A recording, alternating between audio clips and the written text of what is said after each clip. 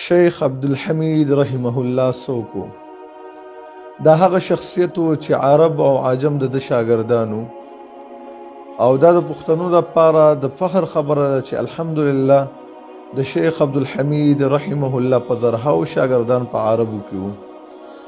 الله سبحانه وتعالی قرآن کریم په عربو کې را لېږلی، احادیث د هغوی په ژبه کې نازل شوي، خو لیکن یو عجمی کس الله رب العزت هغه ته دومره مهارت ورکړي چې عرب علما هغه ته رالږي وایي موږ ته احادیث بیانوه. الحمدلله موږ په داسې شیخ باندې فخر کوو چې الله رب العزت په پښتنو کې داسې شیخ پیدا کړی چې عرب هغه ته محتاج دی وایي موږ ته احادیث ووایم. په شیخ عبدالحمید رحمه الله کې الله رب العزت ناشنا خصوصیات او صفتونه ایښي چې بعضې به زه هغه بیان کم تاسو ته. د شهید شیخ رحمه الله یو خصوصیت دا و چې انتهایی عاجزه انسان و. د ماشوم سره به د ماشوم خوی کول، د عالم سره به عالم و، طالب العلم سره به طالب العلم و. کله به چې درس کې مونږ د علم الحدیث کې ورته ویل چې شیخ صاحب دغه مسلې په باره کې مونږ له معلومات را، نو شیخ صاحب به په دې باندې انتهایی خفه کېدل چې تاسو ما ته شیخ صاحب مه وایئ بلکې ما ته وایئ عبدالحمید، زه ستاسو په رنګ یو طالب العلم هم یم.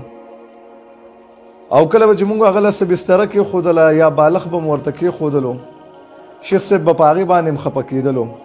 او موږ ته به اکثر د نبي صلی الله علیه وسلم دا تاریخ مخې ته کېښودلو چې صحابه کرام او رسول الله صلی الله علیه وسلم به ټول په یو مجلس کې ناست وو.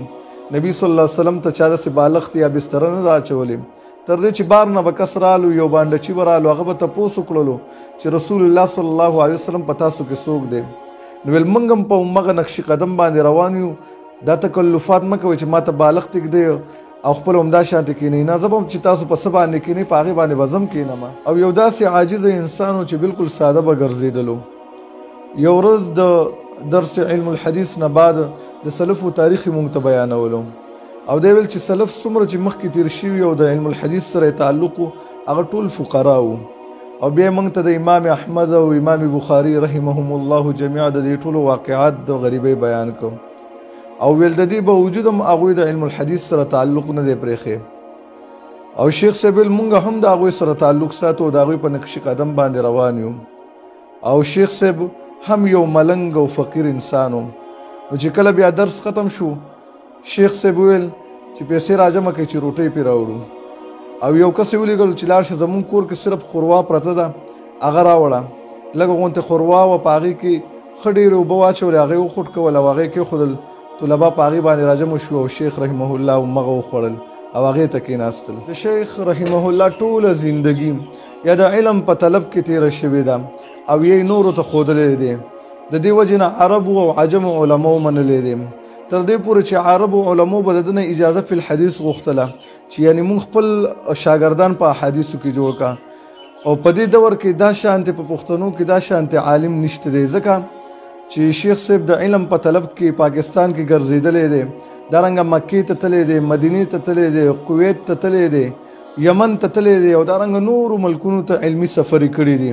همدغه شانتې د شیخ رحمه الله نه شاګردانو چې علم طلب کړی دی او علمونه یې ترنه کړي دي هغه د دنیا په ګوټ ګوټ کې لکه کویت شولو، یمن شولو، شام شولو، عراق شولو، تر دې پورې چې یورپ ممالک څومره دي په دې کې هم د شیخ صاحب شاګردان شته. په زرهاو شاګردان د دنیا په ګوټ ګوټ کې د شیخ رحمه الله شته. او د دې باوجود هم شیخ رحمه الله انتهایی دومره عاجز و چې کله به م وله چا دعوت وکړلو شیخ صاحب به د هغه دعوت قبلولو. داسې به یې نه ویل چې یاره دا فقیر دی او دا غریب دی.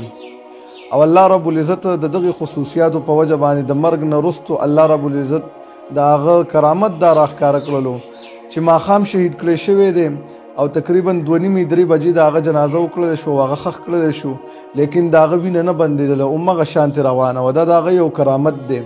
او دغه کرامت رب العالمین د احد شهداو ته هم ورکړی و چې قبرونو کې ایښودلی شوي وو. د معاویه رضی الله عنه په دور کې د هغې قبرونه روسپړلی شو، همغه شانتې وینه ترېنه جاري وه.